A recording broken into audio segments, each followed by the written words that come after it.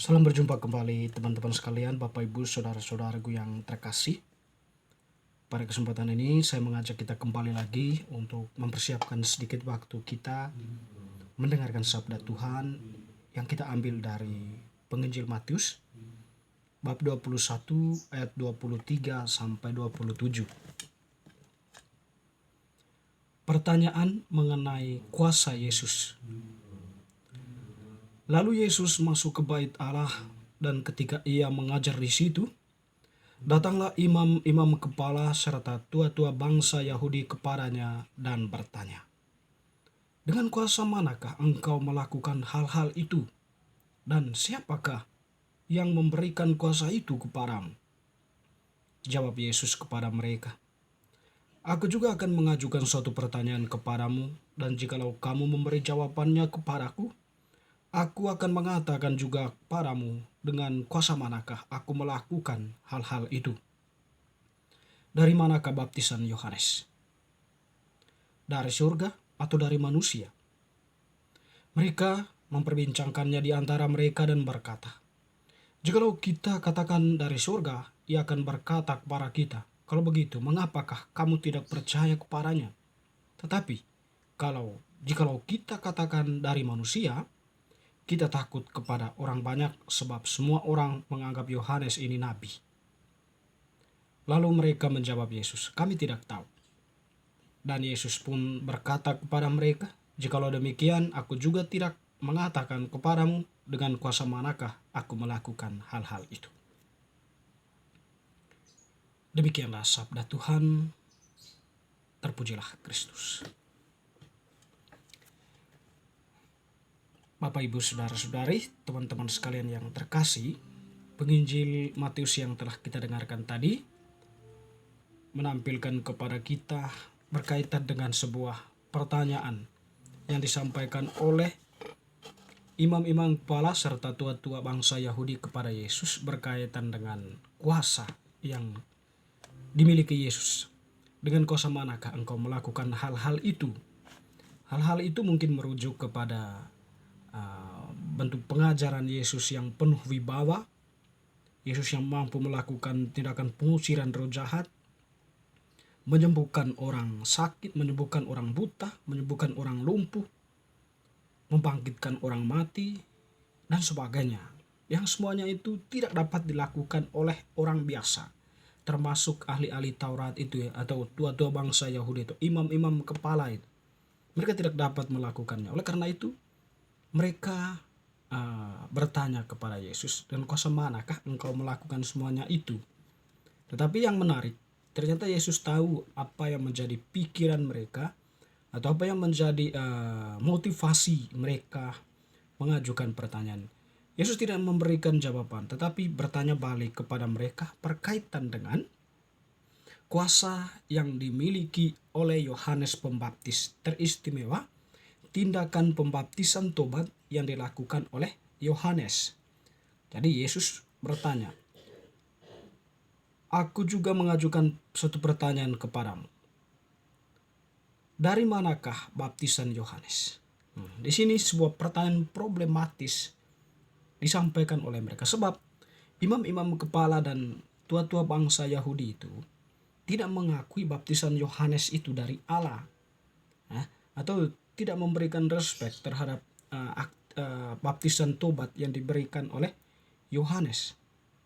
Dan dengan demikian mereka juga tidak menganggap Yohanes itu sebagai nabi. Kalau mereka menganggapnya sebagai nabi, karena itu ya mereka akan menerima baptisan Yohanes dan mengakuinya sebagai baptisan dari surga. Di sini mereka memasalahkan pertanyaan ini dengan memperbincangkan, jikalau kita mengatakan itu dari surga, lalu kemudian mengapa kita tidak percaya padanya? Nah, itu persoalannya. Tetapi kalau kita katakan dari manusia, mereka takut orang banyak. Artinya bahwa pertanyaan yang mereka sampaikan kepada Yesus itu adalah sebuah pertanyaan yang penuh dengan kemunafikan. Hanya ingin mencari masalah. Sebuah pertanyaan agar memancing Yesus atau agar menjebak Yesus. Tidak sesungguhnya sebuah pertanyaan dari ketidaktahuan atau sebuah pertanyaan iman, ya. Bukan, tetapi ya. Jadi karena memang ingin mencari masalah Yesus membenci Yesus, boleh dikatakan seperti itu. Teman-teman saudara-saudariku yang terkasih, terlepas dari hal itu ya, kita mengatakan begini berkaitan dengan kuasa Yesus. Jadi Yesus itu kita pahami sebagai orang beriman atau orang percaya kepada Yesus, bahwa Yesus itu adalah Allah Putra. Jadi Allah Putra yang datang ke dalam dunia, yang menjelma menjadi manusia di dalam rahim Maria. Dia datang ke dalam dunia karena dia sangat mencintai manusia, mengasihi manusia. Dia rela meninggalkan kekuasaan Allahannya. Ya, lalu dari tempatnya lalu kemudian datang ke dalam dunia, masuk ke dalam rahim yang sempit, rahim Maria, dan bisa atau mengambil daging dari bundanya Maria. Dan boleh dikatakan dia masuk ke dalam ciptaannya sendiri, bergaul dengan ciptaannya sendiri. Dengan demikian, posisi ini, Yesus itu tetap dalam posisi sebagai sungguh-sungguh Allah, karena dia adalah Allah Putra, dan ketika dia berada dalam rahim Bunda Maria, dikandung oleh Bunda Maria selama 9 bulan, di situ dia mengambil daging Bunda Maria, sehingga dia itu sungguh-sungguh adalah manusia. Dia mempunyai perasaan belas kasih, perasaan cinta, dia menangis, dia meratapi, dia bersedih, dan sebagainya. Indikasi bahwa dia itu sungguh-sungguh manusia. Dan demikian, Yesus itu adalah sungguh-sungguh Allah dan sungguh-sungguh manusia. Nah, kita memahami ketika Yesus melakukan banyak mujizat, menyembuhkan orang sakit, lalu kemudian membangkitkan orang mati, lalu kemudian memberikan sebuah pengajaran yang penuh kewibawaan.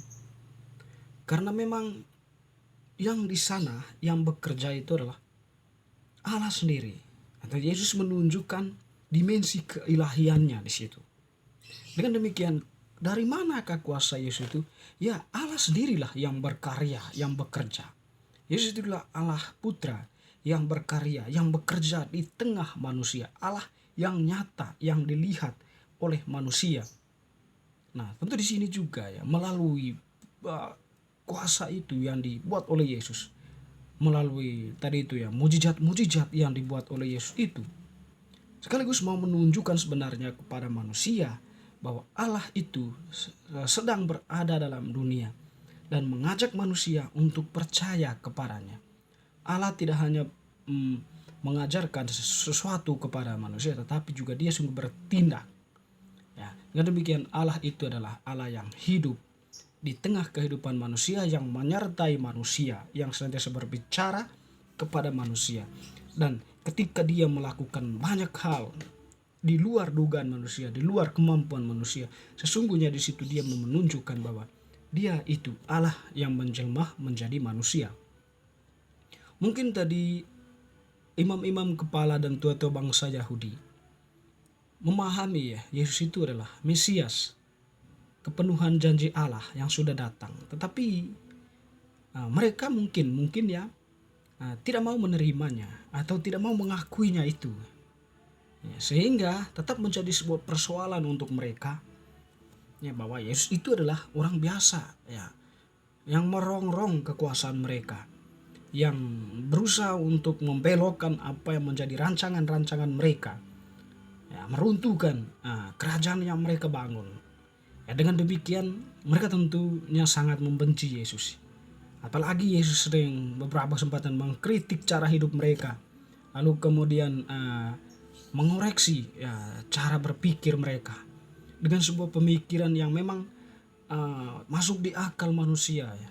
Untuk setidaknya manusia itu memiliki sebuah kemampuan untuk bisa menilai mereka ya, untuk bisa memberikan sebuah pendapat, pikiran untuk mereka itu.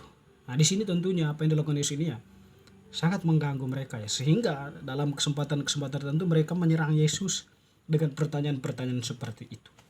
Teman-teman saudara-saudariku, sesungguhnya Yesus itu bagi kita adalah sungguh Allah dan sungguh manusia yang datang ke dalam dunia. Nah, yang sebentar lagi datang atau ada dalam dunia saat ini, yang diwartakan oleh Yohanes Pembaptis di padang gurun. Dia itu adalah Mesias yang akan datang, akan membaptis kamu dengan air dan roh. Dengan demikian Yesus itu adalah Tuhan kita yang mencintai dan mengasihi kita, yang mau datang ke dalam dunia, dilahirkan oleh perawan Maria untuk menyelamatkan kita dari dosa-dosa kita.